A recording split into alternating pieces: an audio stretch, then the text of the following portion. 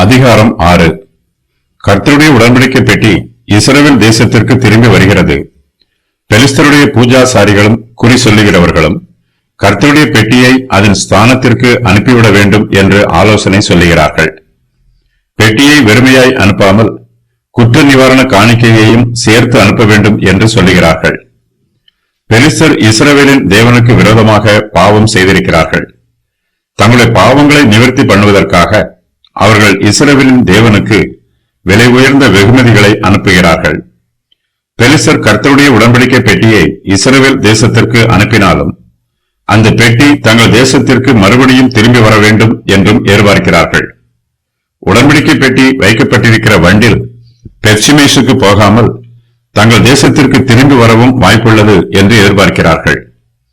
பெர்ஷிமேஷின் மனுஷர் கர்த்தருடைய பெட்டியை கண்டு மிகவும் சந்தோஷப்படுகிறார்கள். அவர்கள் அன்றைய தினம் கர்த்தருக்கு சர்வாங்க தகனங்களை செலுத்தி பலிகளை இடுகிறார்கள். பெர்ஷிமேஷின் மனுஷர் கர்த்தருடைய பெட்டிக்குள் பார்த்தபடியினால் கர்த்தர் அவர்களை அழிக்கிறார்.